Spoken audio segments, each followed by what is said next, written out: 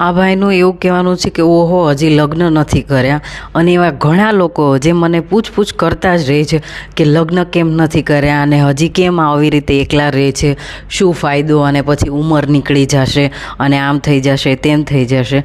તો આ વિડીયો એ લોકો માટે કે ભાઈ તમે જે આ સમાજ વ્યવસ્થા બનાવી છે જે લોકોએ, અને એ બધાનું એવું કહેવાનું છે કે આ ટાઈમે લગ્ન થઈ જવા જોઈએ, આ ટાઈમે તમે સક્સેસફુલ થઈ જવા જોઈએ, આ ટાઈમે તમને નોકરી મળી જવી જોઈએ, આ ટાઈમે તમારા છોકરા થઈ જવા જોઈએ, પછી આ ટાઈમે તમારે રિટાયર્ડ થઈ જવું જોઈએ.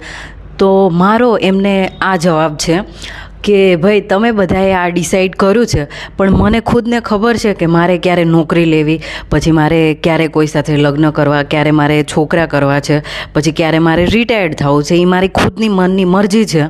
અને ભાઈ હું એટલું બધું ભણી છું, તો એનો મતલબ એમ નથી કે હું કોઈના ઘરમાં જાઉં અને હું ત્યાં જઈને રોટલા શાક ને બનાવવા લાગું. એટલે મને ખાવાનું બનાવવાથી કંઈ પ્રોબ્લેમ નથી, પણ જે આપણી સોસાયટી છે એમની તો ઈચ્છા એવી જ છે કે તમે ભણેલા ગણેલા હોય તોય તમારે ઘર સંભાળવાનું છે, અને સાથે સાથે એ લોકોનો એવી શરત હોય છે કે અમારી જે વહુ હોય છે એ ભણેલી તો હોવી જોઈએ, સાથે સાથે સંસ્કારી હોવી જોઈએ, ઘરનું કામે આવડવું જોઈએ. મને બધું કામ આવડે છે અને હું સંસ્કારી છું, પણ કહેવાનું એમ છે કે ભાઈ મને એવું બધું ના ગમે કે કોઈ વ્યક્તિ એવું કે તું આવું કરજે, તું આમ કરજે, તેમ કરજે.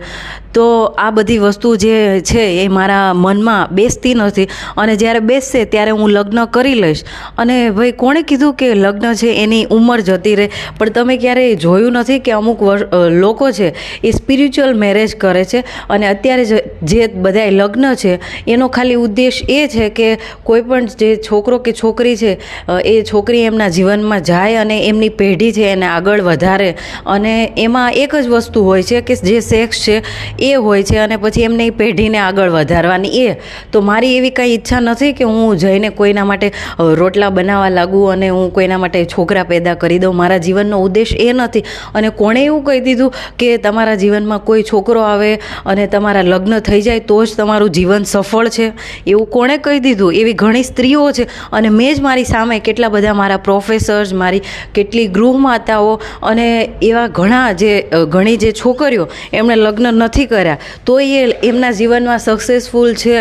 તો પ્લીઝ આવું બધું તમે બંધ કરો કે જે લગ્ન કરે છે એ લોકો જીવનમાં સક્સેસફુલ છે અને જીવનમાં એ લોકોને જ બધું અધિકાર છે અને એને જ બધી સારી સુખ સગવડો છે. એવું નથી. અને મેં એવું સાંભળ્યું કે લગ્ન કરીને અમે ખુશ નથી. તો આ બધી વાતો છે ખાલી.